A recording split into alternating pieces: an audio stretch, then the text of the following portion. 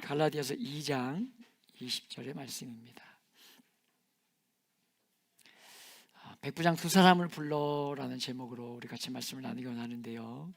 우리가 지난번 말씀을 나누면서 하나님에게는 여러 가지의 도구가 있다라는 말씀을 우리가 나눴었는데요. 오늘 말씀에 보면 이 바울의 부탁을 받은 백부장이 천부장에게 이 청년을 데려가면서 여러분 무엇을 하고 있습니까?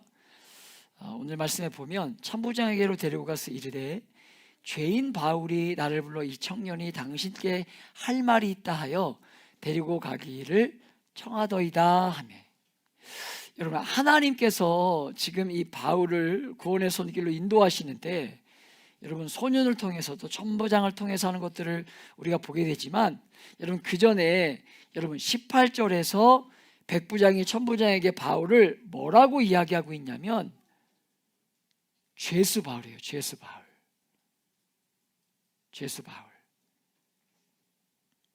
우리가 사는 이 시대는 어떤 시대입니까? 사람들의 평등에 대한 요구가 많은 시대이죠. 사람에 대한 평등에 대한 요구가 18세기 또 19세기 우리가 이전 세대는 평등보다는 무엇이 앞섰던 세대였냐면 자유가 앞섰던 세대 아닙니까? 바울이 몸담고 살아가던 이 시대도 사람들에게 자유가 가장 중요하게 여겨졌던 그런 시대였어요. 그래서 여러분 묶이고 죄인 되고 갇히는 것이 어떤 면에서 볼 때 수치스러운 일로, 죄에 대해서 죄 가운데 하나로 여겨지는 그 하나가 무엇이냐면, 죄의 결과로 여겨지는 것들 중에 하나가 무엇이냐면 바로 자유의 발탁이었어요. 감옥에 갇혀 있다는 것이 가장 수치스럽고 괴로운 중에 하나의 일이 여러분 이 시대의 일이었다는 것입니다. 앞으로 보겠지만 남들이 그렇게 부르고 바울도 자신을 죄수라고 부릅니다. 사람들이 그렇게 죽이려고 하니까 여러분 이 죄목을 잘 모르겠지만 틀림없이 죄인이라고 생각하고 있었다는 거예요. 그런데 이 죄인이라는 수치스러운 이름이 바울에 의해서 어떻게 바뀌냐면, 여러분 애용되는 이름으로 바뀌게 되는 모습들을 보게 돼요. 에베소서 3장 1절에 보면 같이 한번 읽어볼까요? 에베소서 3장 1절.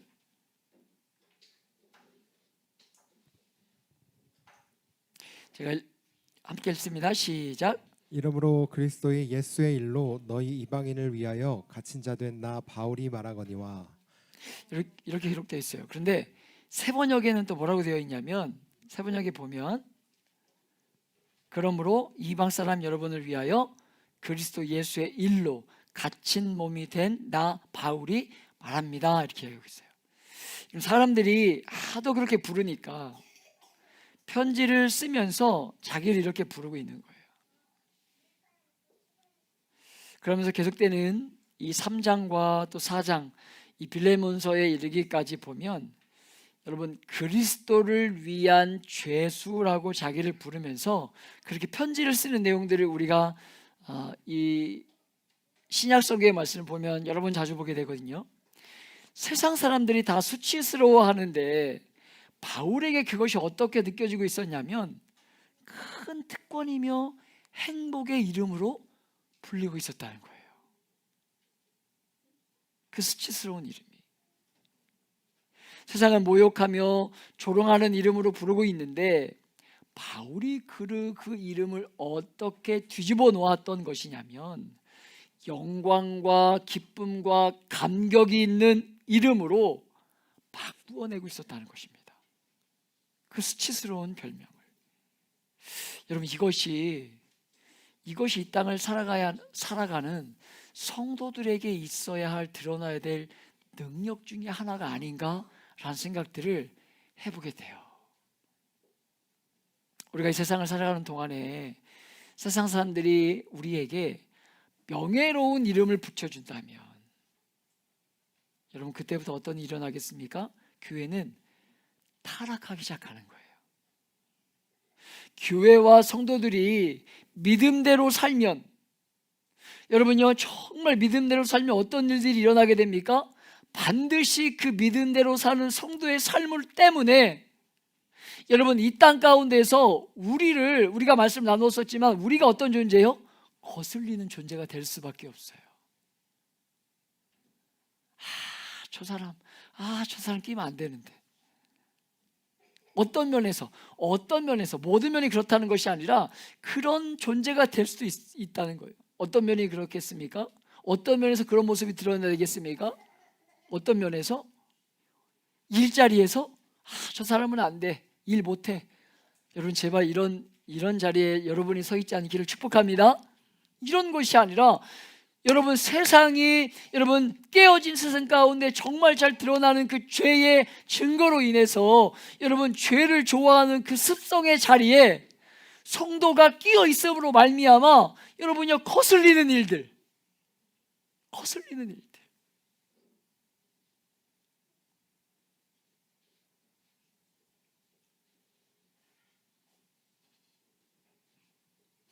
교회와 성도가 믿음으로 살면 세상 사람들은 절대로요, 여러분요 그런 명예로운 이름을 붙여줄 수 없다는 거예요.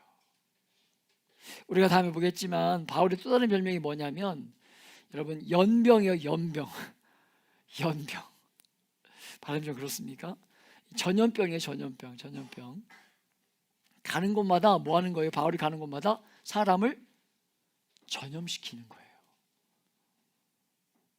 가는 곳마다 사람들을 전염시키는 거예요. 바울이 그렇게 수치스럽고 모욕적인 말을 경건의 능력 안에서 여러분 감격적인 말로 바꾸어 놓았던 것입니다.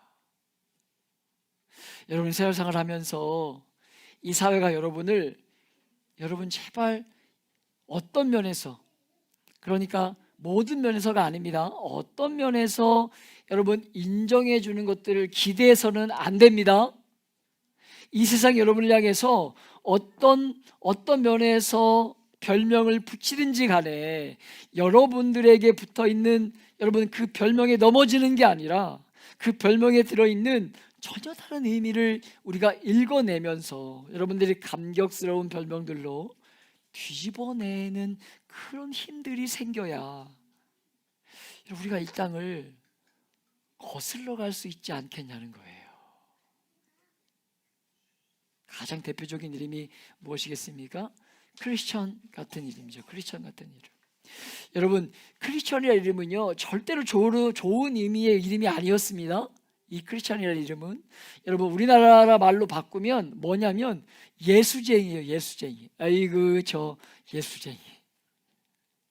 여러분 어감에서도 표현되는 것처럼 예수쟁이가 좋은 의미가 아니에요. 뭔가에 미쳐있는 사람들을 무슨 쟁이라고 했던 거예요. 아유 저 도박쟁이. 아유 저 뭐가 있을까요? 또 잘 모르지만 어제 아내가 제가 그러더라고요. 정말 목사님이 가요를 잘 안 듣긴 하나 봐요. 30쯤에 노래를 부르는데 그렇게 틀릴 수 있냐고 저한테. 여러분 이렇게 노래쟁이 이런 좀 안 좋은 의미가 붙어 있는 게 쟁이죠. 그러니까 표현하면 예수쟁이. 그런데 이 말이 오늘날 얼마나 여러분 많은 사람들에게 기쁨이 됩니까? 기쁨이 되는 말이에요. 여러분 예수쟁이란 말을 좀 많이 듣기를 축복합니다. 여러분 세상에서 천하고 보잘것이 없는 것이 쟁이인데 예수쟁이인 거예요. 예수쟁이. 세상에 그렇게 어떻게 별명을 붙이든지 그 별명을 듣고 여러분 열받는 것이 아니라 거룩한 기쁨들과 감격들이 여러분 나도 모르게 이 안에서 이렇게 막 끌어오르면서 어떻게 표현할 수 없는데 끌어오르면서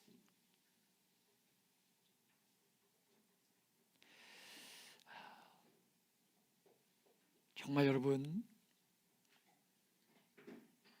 세상을 그렇게 그 감격들을 가지고 이 땅을 살아가는 그런 일들이 있을 때 우리가 세상을 이길 수 있는 거예요. 세상을. 여러분, 교회가 세상에서 인정받고 교회에서도 인정받으면 멸망길로 가는 거예요. 멸망길로. 우리는 세상에서 절대로 인정받지 못하도록 그렇게 어떤 면에서 인정받지 못하도록 만들어 있는 존재라는 것입니다. 여러분, 주님은 이런 바울을 구출하기 위해서 천부장을 사용하고 계신데요, 오늘 말씀에 등장하는 천부장이 아주 독특한 사람이에요. 19절에 보면 같이 읽어볼까요? 19절 함께 읽어봅니다. 시작. 천부장이 그의 손을 잡고 물러가서 조용히 묻되 내게 할 말이 무엇이냐. 여러분, 이렇게 묻고 있는 거죠. 천부장이 대책을 세워서 바울을 예루살렘 밖으로 나가도록 도와주는 거죠. 우리가 지금 사도행전의 어떤 흐름의 말씀을 읽고 있는 것입니까? 사도 바울이 예루살렘에서 복음을 전하다가 뭐 당하고 있는 거예요? 고난을 당하고 있는 거잖아요. 여러분, 많은 예언자들과 선지자들과 사도 바울에게도 이미 하나님께서 예루살렘에 가면 핍박을 받을 것이다 라고 예언하셨어요. 그럼에도 불구하고 왜 바울이 예루살렘에 왔습니까? 복음을 전하기 위해서. 그리고 어디까지 가기 위해서? 그때는 몰랐죠. 어쨌든 이 바울이 이제 로마로, 하나님의 말씀을 따라 로마로 가야 되는데, 하나님이 로마로 보내시겠다고 약속하셨는데 여전히 바울에게 있는 모습은 무엇이었습니까? 하나님의 언약의 약속의 말씀이 분명히 있는데 여전히 현실은 뭐예요? 암흑이에요. 해결되지 않는 어려움이에요. 해결되지 않는 어려움.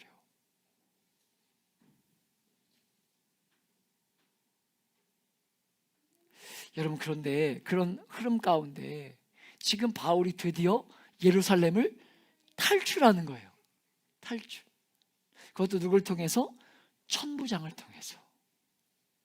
여러분, 잘 보세요. 여러분요, 바울이 지금 위기에 처해 있으니까 당연히 도와주는 거 당연한 거 아니야?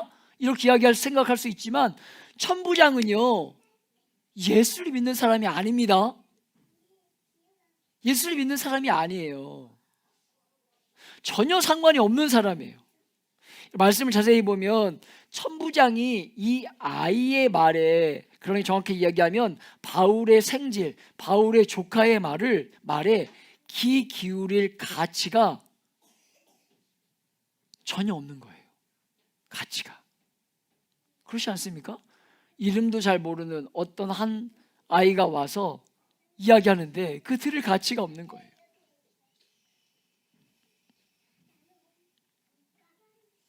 그런데 천부장이 이 아이의 말에 이렇게까지 귀 기울인 이유가 무엇이었겠습니까? 이렇게까지. 여러분, 지금 이 아이의 말을 듣고 23절에 대처하는 것을 보세요. 제가 23절을 여러분이 24절을 읽습니다.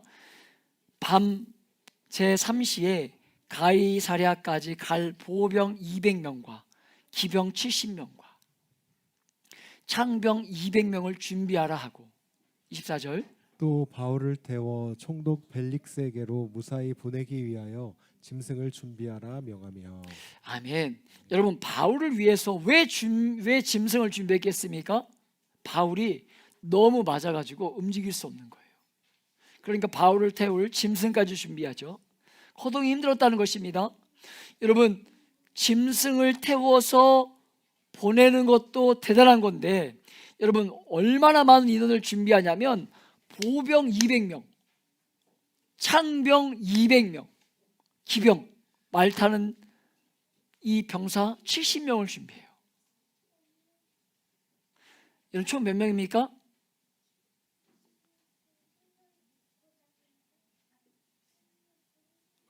총 몇 명이죠?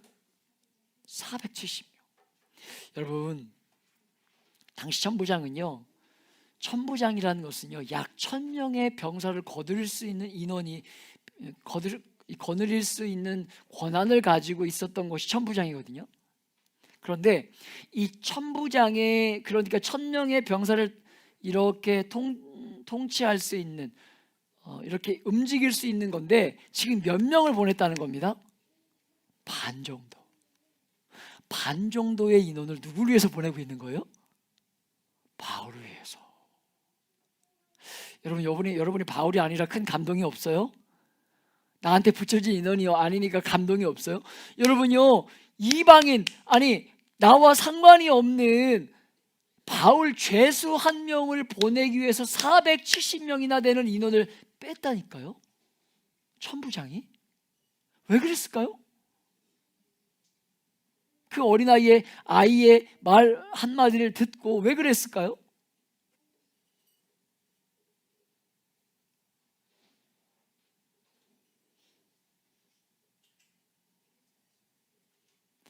여러분, 사랑하는 여러분, 이 천부장의 마음을 누가 움직였겠냐는 거예요. 누가?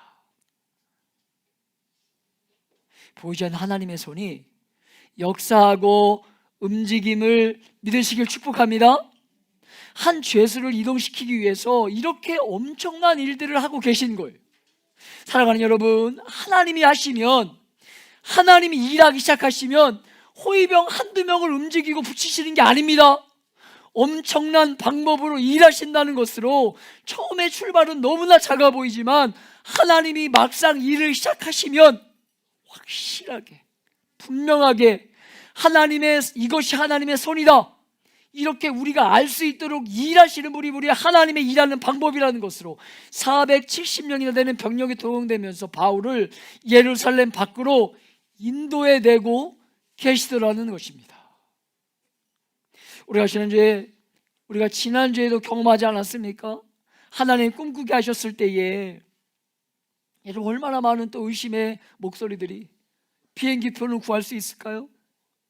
갑작스럽게 장소가 변경되는 문제들, 무엇보다 여러분요, 이 일을 진행함에 있어서 가장 큰 어려움 중에 하나라고 생각했던 재정적인 문제들, 우리 많이 쓰고 왔거든요. 생각보다 많이 쓰고 왔거든요. 여러분, 그런 문제들, 그러나 여러분요, 이번에도 하나님이 저를 묵상하고 보게 하시면서 주님이 주변에 그 도구들을 들어서 사용하시면서 어떻게 하나님이 꾸게 하신 꿈들을 이루시고 역사하시는지, 여러분, 저와 여러분이 경험하며 그 현장에 있다가 지금도 그것들을 알고 누리고 여러분요, 경험하고 계시지 않냐는 거예요. 할렐루야, 할렐루야. 사랑하는 여러분, 하나님의 말씀을 지키고 싶어하는, 여호와의 열심이 아니고서야 이렇게까지 천부장이 열심을 내 일이겠냐는 거예요. 이게 주님의 열심이 천부장의 마음을 감동시키고 계신 것으로, 물론 어떤 면에서 볼 때 이후의 성경에 보면 이 벨리스의 총독의 마음을 얻으려고 했는지도 모르겠습니다. 그 뒤에 보면 유대인들이 바울을 죽이려고 하는 것을 보고 로마 시민을 구하기 위해서 이렇게 했습니다, 이렇게 얘기해요. 그런데 여러분, 이 당시는요, 바울이 로마 시민인지 몰랐거든요. 그럼에도 불구하고 여러분, 우리가 기억해야 될 것은요, 하나님이 하시는 일은요,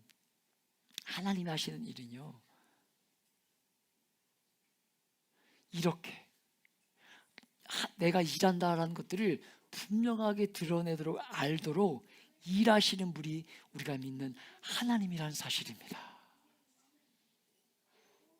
사용하는 도구가 작기 때문에, 우리가 보기에 아무것도 아닌 것 같은데 사용하는 도구가 작기 때문에, 하나님의 일이 형편없이 될 것이라고 여기는 것이 아니라, 여러분요, 하나님의 손에는요, 어떤 도구가 들리든지 간에 주님이 움직이시기만 하면 넉넉하고 풍성하게 만들어 놓고야 마시는 것이 하나님의 일이심을 여러분, 의심하지 않는 저와 여러분 되시길 축복합니다. 출발이 작으냐 크냐 이것이 문제가 아니라 여러분의 마음이 여러분요, 넉넉하게 알고 감동하고 누릴 수 있도록 하나님의 손이 움직여가는 거예요. 여러분, 바울의 조건만 사용하는 것이 아닙니다. 불신자이면서 세상의 권세를 가지고 있는 천부장의 마음도 얼마든지 움직여 가시는 분이 바로 우리 하나님이시고, 여러분요, 잠언 21장 1절에 보면 이렇게 기록하고 있어요. 왕의 마음이 여호와의 손에 있음이 마치 본물과 같아서 그가 임의로 인도하시느니라. 여러분, 이렇게 여호와 하나님께서 이렇게 휘저는 대로 저어진다는 거예요. 물에 이렇게 고인 물에 이렇게 물을 이렇게 담기고 흔들으면 물결이 내가 마음대로 이렇게 움직이지 않습니까? 그렇게 움직이시는 거예요. 사랑하는 여러분, 여러분들은 이 세상을 살아가는 동안에 우리가 믿고 있는 하나님이 이 세상 전체에 주관자시고 주인이시고, 여러분 창조하셨다는 사실을 믿고 계십니까? 오늘 오전에 어린 예배를 드리는데도 어떤 아이가 이런 얘기를 하다가 이제 과학을 배우잖아요. 그러니까 빅뱅, 또 그 오시로 시작하는 뭐죠? 우리 뭐 그거, 그죠? 네, 뭐 쿠스 있잖아요. 네, 유인원 막 이런 얘기도 나왔어요. 그래서 그런 얘기를 잠깐 나누는 시간이 있었어요. 여러분 그렇잖아요. 빅뱅은, 그러면 빅뱅도 뭐가 있어서 그게 이게 팡 터지는 건데, 이 뭐는 누가 만든 겁니까? 그럼 이거는 어떻게 우연히 생긴 거예요? 우연히? 여러분 아닙니다. 여러분 아니에요. 우리가 절대로 의심하지 말아야 될 것이 이 세상을 주관하고 계시는 분이 계시다는 거. 그분이 바로 유일하신 신 하나님이라는 거. 우리가 그 사실을 놓치지 말아야 돼요. 여러분, 개인의 주인일 뿐만 아니라 교회인의 주인이시며 온 땅을 다스리는 주님이, 여러분요, 이 땅을 통치하고 계시기 때문에 성도이든 불신자이든 주님이 원하시기만 하면 당신의 말씀을 성취하시기 위한 그 누구도 그 무엇도 도구로 얼마든지 사용할 수 있는 분이 우리가 믿는 하나님이라는 거예요. 그것이 불신자이든 아니든 아무것도 중요한 것이 아니라는 거예요. 야성을 잃어버리면 안 됩니다. 사랑하는 여러분, 야성을 잃어버리면 안 됩니다. 오늘 사는 성도들은 문제를 너무나 단순하게 생각하는 것 같습니다. 성도들이 모여있는 어떤 직장에만 가면, 예수 믿는 사람들이 모여있는 직장에 가면 여러분 그 직장이 기독교 정신으로 잘 움직일 것만 같지만, 여러분 그렇게 단순하게 생각하는 것들이 있지만, 여러분 안 믿고 나를 너무 힘들게 하는 직장 상사가 직장에 있을지라도, 그런 회사라도 여러분요, 누구의 다스림 안에 있는 것임을 잊지 말아야 되는 것입니까? 하나님의 다스림 안에 있다. 하나님의 다스림 안에 있다. 여러분요, 직장은 오늘 주일날 교회에 모여서 떠나면 교회 생활이 끝나는 게 아니에요. 여러분이 살고 있는 그 자리, 하나님 보내신 그 자리가, 하나님이 여러분에게 맡긴 여러분요 삶의 자리가 바로 교회임을 의심하지 않기를 축복합니다. 그것이 바로 예배의 자리예요. 여러분에 맡겨진 직임이 있는 거예요. 직장에서, 가정에서, 아이들을 돌보는 자리에서, 또 일하는 그 자리에서 하나님이 여러분에 맡겨진 직임이 있는 거예요. 여러분, 초대교회는요 주일날 교회에 모여서 예배 드린 게 아닙니다. 언제 예배 드렸습니까? 주님이 떠나신 이후에 교회가 생기기 시작했는데, 교회가 언제 예배 드렸을까요? 아침에 일하기 전에, 그리고 일 끝나고 저녁에 모여서. 그게 예배였어요. 여러분요, 기독교가 로마가 기독교를 여러분요 국교화 시키기 이전까지 300년 AD 300년 그 이전까지는요 그렇게 예배했다고요. 근데 로마가 이 기독교를 국교로 인정하면서 여러분요 주일이 지켜지기 시작했던 거죠. 주일날 벌써 예배하기 시작했던 거예요. 그러니까 여러분요, 여러분의 삶의 자리가 예배의 자리라고요. 여러분, 그렇다면 여러분 그 자리가, 여기 있을 때는 이렇게 모여 있으면 하나님의 은혜가 충만하고, 여기를 벗어나면 악한 사마귀가 우리를 괴롭히고, 여러분 이런 것이 아니죠. 이 자리에서도 여러분의 마음을 여전히 빼앗고 있는 것들이 있다면 여러분 지금 주님의 이름 앞에 나올 수 있어야 되는 거죠. 여러분 직장에서 여러분을 괴롭히는 사람들이 있다면, 힘든 자리에 있다면 여러분 이 지옥 같은 자리가 아니라 하나님이 내게 맡겨주신 여러분 책임의 자리인 줄 알고 그 자리에서도 하나님을 섬기는 사람다운 삶을 살아내는 거죠.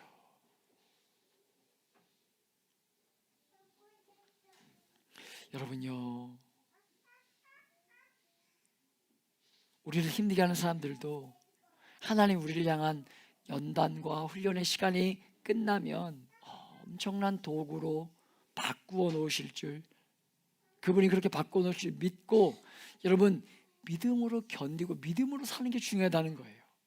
오늘 우리는 이런 생각대로, 우리의 생각대로 계획대로 살아가기에 주님이 일하실 시간을 드리지 못하면서 그렇기 때문에 때론 야성을 잃어버리는 것이 아닌가 하는 생각들을 여러분 해보게 돼요. 그러니까 어떤 일이 일어납니까? 잘 닦여진 길만 가려고 하지 사람들이 가지 않는 길 가면서 길을 닦으려고 하지 않고 안전한 길로만 가고 싶어 한다는 거예요. 신앙도. 여러분 그러니까 뭐 하지 못하는 거예요? 도전하지 못하는 거예요. 도전하지 못하는 것 아닙니까? 사랑하는 여러분, 성도들은 그렇게 살지 말아야 한다는 것으로 우리가 믿는 하나님의 손에 여러분 모든 것들이 달려있다는 것을, 우리가 의지하는 하나님이 이 교회의 주인 되실 뿐만 아니라 온 땅의 주인이시고 그 주인 되신 그분의 손에 모든 것들이 달려있음을 여러분 의심하지 않는 저와 여러분 되시길 축복합니다. 여러분 야성이 필요한 거예요. 하나님은 교회의 하나님이시지만 하나님이 온 땅의 주인이신 줄 알고 우리의 삶들을 그렇게 우리가 순종하며 살아갈 수 있어야 된다는 것입니다. 오늘 이렇게 바울은 예루살렘을 무사히 떠나고 있습니다. 31절에 나오는 안디바드리라는 것으로 이 사마리아와 유대 지방의 이 국경 지역에 있는 지역이었는데 여러분 이곳으로 가게 되는데요. 이 안디바들이라는 지역은요, 경제적으로, 인정적으로, 정치적으로 유대인들로부터 영향이 미치지 않는 지역이에요. 그러니까 지금 유대인들이 예루살렘에서 이렇게 큰 소리 칠 수 있었던 것이 무엇이에요? 유대인들의 바운더리였기 때문에 그래요. 유대인들이 여러분요 사람을 유일하게 죽일 수 있는 유일한 한 가지가 뭐라고 말씀드렸습니까? 그 어떤 것들을 할 수 없는데 하나님의 성전을 더럽힌 죄, 그죠? 하나님 이름을 더럽힌 죄에 한해서는 여러분 로마의 당시 이들이 유대인들이 여러분 이 사람을 심판하기 위해서는요 로마의 허락을 받아야 누군가를 죽일 수 있었는데 유일하게 안 할 수 있는 법이 그거였다고요. 그래서 예수님을 심판하려고 했던 건 아닙니까? 죄송합니다. 바울을 심판하려고 했던 것 아니에요? 바울이 하나님을 모독하는 죄를 범하니까, 그러니까 거기서 피하게 됐던 거잖아요. 그런데 이 안디바들이라는 지역은요 바로 그 세 가지로부터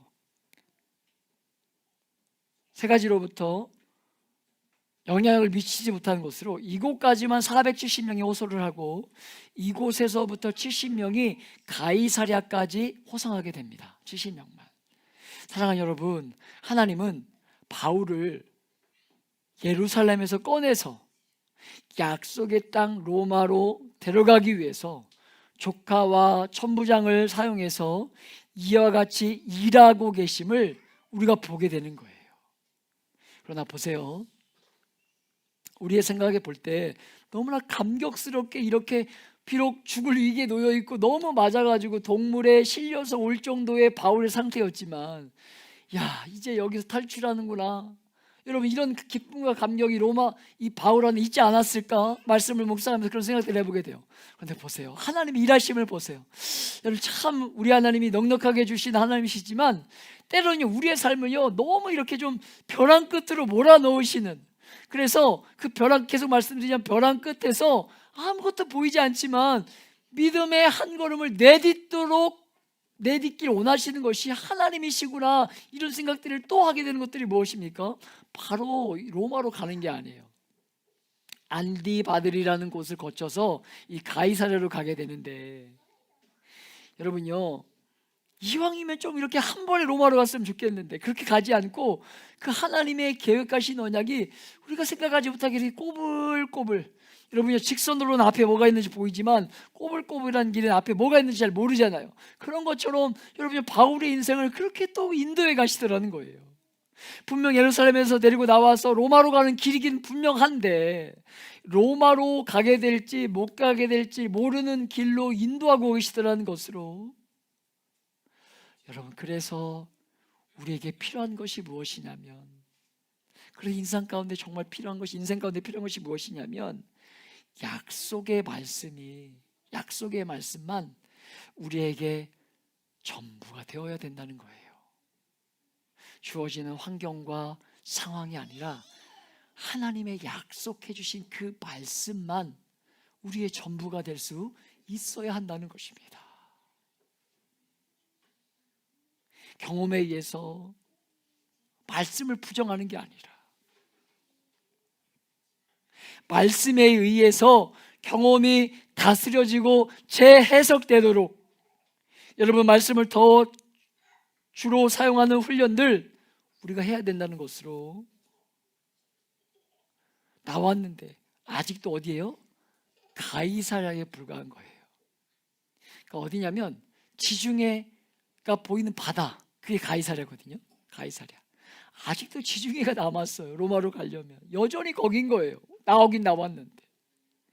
사랑하는 여러분, 우리가 계속 보겠지만 또 넘어야 할 산들이 있다는 것입니다.